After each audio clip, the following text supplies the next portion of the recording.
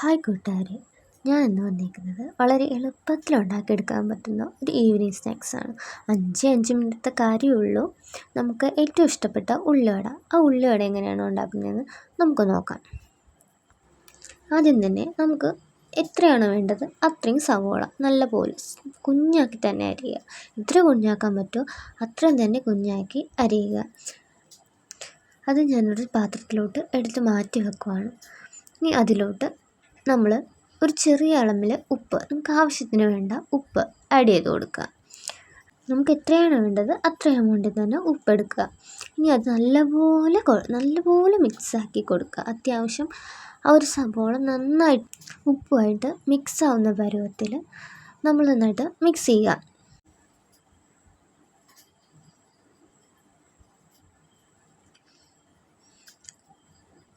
ഇനി നമ്മൾ അതിലോട്ട് ഒരു ചെറിയൊരു കഷ്ണം പച്ചമുളക്, നമുക്ക് എത്ര ആവശ്യത്തിന് പച്ചമുളക് വേണോ അത് തന്നെ ഇട്ട് കൊടുക്കുക.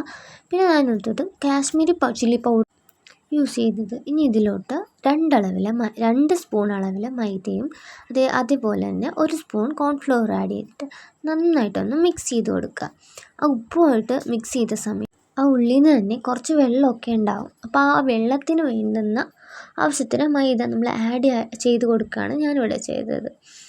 അതേസമയം നമുക്ക് ആവശ്യത്തിന് എത്ര മൈദയാണ് വേണ്ടത് ആ ഒരു രുചിക്ക് നമ്മൾ ആഡ് ചെയ്ത് കൊടുക്കുക, എത്ര അളവിൽ വേണം. പിന്നെ ഞാനിതിലോട്ട് ഇച്ചിരി വെള്ളം കൂടി ഒന്ന് ആഡ് ചെയ്ത് കൊടുക്കുന്നുണ്ട്, അതൊന്ന് നന്നായിട്ട് മിക്സ് ആവാൻ വേണ്ടിയിട്ട്.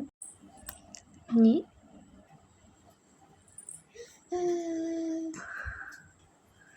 നല്ലപോലെ ഒന്ന് മിക്സായി കൊടുത്തിട്ട് അതിലോട്ട് ഇച്ചിരി വേപ്പിലയും നമുക്ക് വേണമെങ്കിൽ ഇച്ചിരി കായപ്പൊടിയും കൂടി ഒരു ടേസ്റ്റിന് നമുക്ക് ചേർക്കാം. നമ്മളൊരു ചീനച്ചട്ടി എടുത്തിട്ടുണ്ട്. അതിലോട്ട് ഓയിൽ ഒഴിച്ച് കൊടുത്തിട്ട് നമുക്ക് ആ ഓയിലൊന്ന് ചൂടാകുന്ന വരെ വെയിറ്റ് ചെയ്യാം.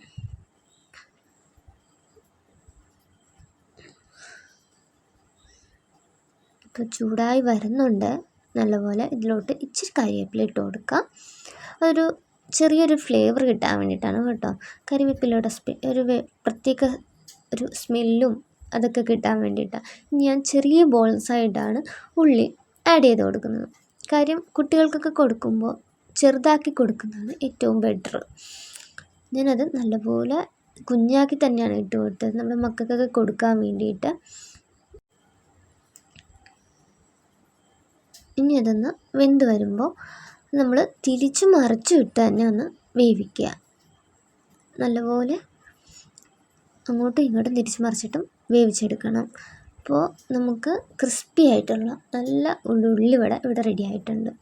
അപ്പോൾ എല്ലാവരും ഒന്ന് ട്രൈ ചെയ്ത് നോക്കണം കേട്ടോ. അപ്പോൾ ഒരു ലൈക്ക് കൂടി തന്നേക്കണേ.